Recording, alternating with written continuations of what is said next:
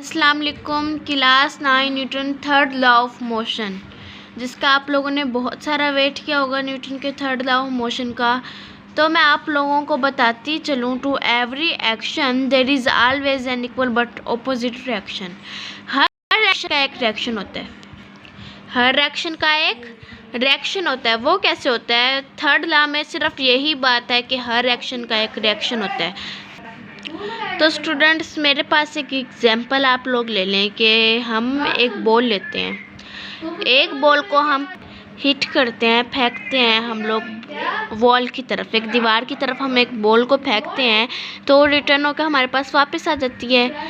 तो उसको हमने जब फेंका तो वो एक्शन था, जब वो हमारे पास दोबारा आई वो क्या था? रिएक्शन था। अच्छा स्टूडेंट्स, उसके बाद जो है हमारे पास एक और एग्जांपल है कि देखिए, ये हमने गुब्बारे में हवा भरी, ये हमने जब इसको भरी तो ये हमने जब फुलाकर फेंका तो ये बिल्कुल ऐसा देखें हवा भी निकल रही है, लेकिन ये बाद में हमारे पास दोबारा आ गया। पहले जब हमने इसको फेंका तो हमने एक्शन किया, फिर जब ये हमारे पास दोबारा आया तो हमारा क्या हो गया? रिएक्शन हो गया।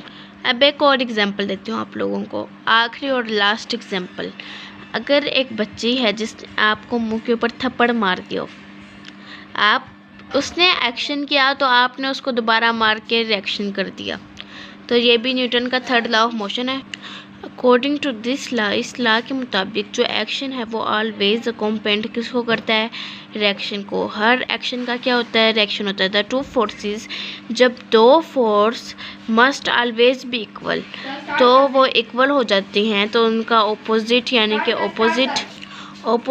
यानी कि उसका उल्ट हो जाता है। ठीक है, हर इक्वल चीज़ का उल्ट होना, हर एक्शन का रिएक्शन होने को हम किस लॉ को कहते हैं? थर्ड लॉ को। अब इन लोगों ने इधर डिफरेंट एग्जांपल दी हुई हैं। कंसीडर अ बुक लिंक, जैसे कि अब हम एक कंसीडर करते हैं कि एक बुक पड़ी है टेबल पर, ठीक है, आर टेबल पर।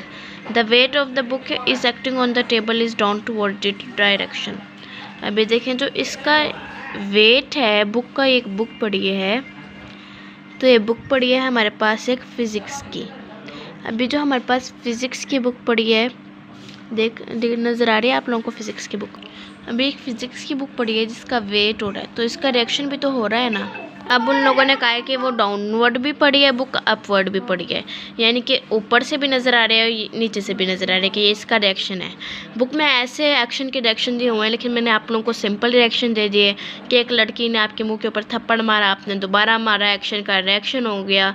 आपने एक बॉल फेंकी वॉल की तरफ, दीवार की तरफ, जब वो आपके पास दोबारा आई, जब आपने एक्शन किया तो उसका रिएक्शन हो गया। मैंने आप लोगों को सिंपल रिएक्शन दिए, एक्शन के रिएक्शन मैंने आप लोगों को सिंपल बताया। अच्छा, जो इक्वेशन है वो सिर्फ 2 न्यूटन के लॉ की है, बाकी जो फर्स्ट लॉ ऑफ मोशन है वो भी बिल्कुल इजी है, ठीक है, और जो थर्ड लॉ ऑफ मोशन है वो भी बिल्कुल इजी है। सेकंड लॉ ऑफ मोशन में क्या है कि कोई जो नेट फोर्स है, ताकत है, उससे एक्सेलरेशन प्रोड्यूस होती है। सेकंड लॉ ऑफ मोशन में बस इतनी सी बात है। फर्स्ट लॉ ऑफ मोशन में है कि जो चीज़ रेस्ट में रहती है तो वो रेस्ट में ही रहती है, वो रेस्ट से नहीं हिलती। तो हम लोगों ने फर्स्ट लॉ भी पढ़ लिया, सेकंड लॉ भी पढ़ लिया, थर्ड लॉ में भी मैंने आप लोगों को बता दिया हर रिएक्शन का रिएक्शन होता है। तो मैंने आप लोगों को फर्स्ट लॉ ऑफ मोशन में कहा था कि मैं आप लोगों को न्यूटन की स्टोरी सुनाऊंगी। तो हमारे पास एक न्यूटन था जो एक साइंसदान था। अभी वो साइंसदान नहीं था, लेकिन उसने ना अपनी ऐसी यूनिवर्सिटी में दाखिला करवाया जहाँ पे कुछ तजुर्बात को फोकस दी जाती थी, तजुर्बात हुआ करते थे।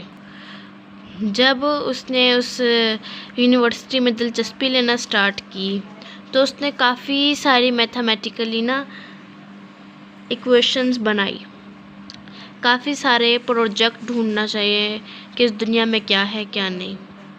तो एक दफ़ा वो बैठा था एक दरख्त के नीचे, सेब का दरख्त था, तो उसने देखा कि उसके ऊपर एक एप्पल का दरख्त, जो एक एप्पल है ना, एक एप्पल वो उसके ऊपर ना डाउन कर गया, गिर गया। जब उसके ऊपर वो एप्पल गिरा तो वो तजस्सुस में पड़ गया, ये मेरे ऊपर एप्पल क्यों गिरा। उसने उसके ऊपर बहुत सारी रिसर्च की, बहुत ही सारी रिसर्च की। फिर उसे जो है आखिर में जाकर पता लगा कि ज़मीन के अंदर कोई ऐसी ग्रेविटेशनल एक्सेलरेशन है जो हर चीज़ को अपनी तरफ खींच रही है।